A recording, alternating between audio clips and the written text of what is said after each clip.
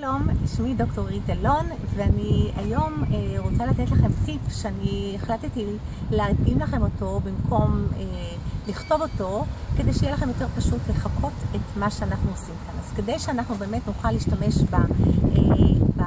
בפנים שלנו, למנף את הקול שלנו, אני רוצה לתת לכם טיפ על שרירי הפנים שלנו, איך אפשר להניע את שרירי הפנים כדי שנוכל להיעזר בהם לצורך השמעת הקול שלנו, לצורך הדיבור שלנו ולצורך ההצגה שלנו.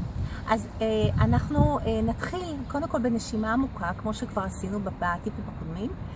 אז ניקח נשימה עמוקה דרך הפה, נפתח וכמובן את הזרועות שלנו נפתח וגם את הכתפיים נשחרר, ומצד שני גם נרחיב את בית החזה.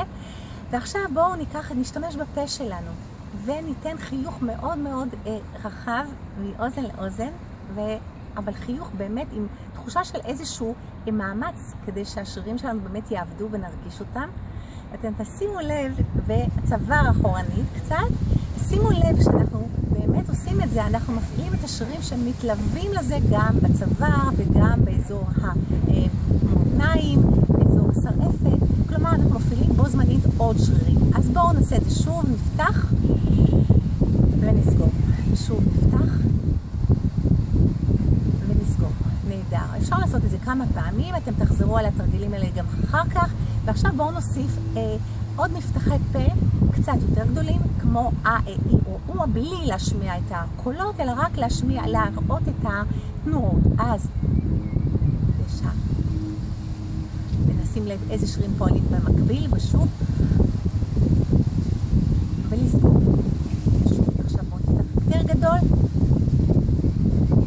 לסגור. אתם תרגישו עוד יותר מאמץ של עוד שרירים נוספים שמתלווים. ושוב. ולסגור. זה נשמע מגוחך אולי, זה נראה מגוחך, אבל אם תעשו את זה אתם תרגישו פשוט איזושהי זרימה קורית בגוף שלכם. השרירים מפעילים אצלנו חיוניות עוד לפני שהשמענו אפילו את הקול. וזה נהדר בשביל הקדמה, לקראת דיבור, לקראת הרצאה, לקראת התחלת היום בכלל.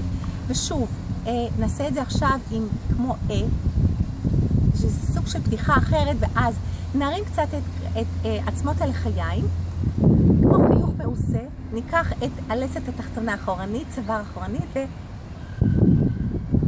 ולסגור. שוב. ולסגור. מעולה. עכשיו נעשה את זה כמו או. ונשים לב איך השרירים הקדמיים עובדים בו זמנית. ושוב. ולסגור.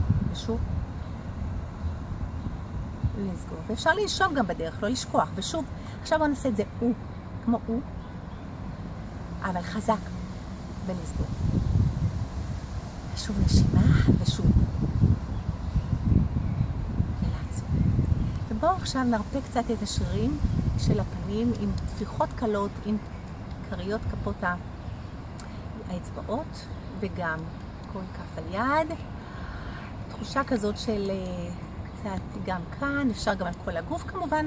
אנחנו כאן מתמקדים כרגע בפנים, ושימו לב איך הזרימה חודרת לזרימת הדם, מתחילה להיות יותר ויותר בתנועה, גם באזור של הפנים, וגם הגוף מתחיל להרגיש הרבה יותר חופש.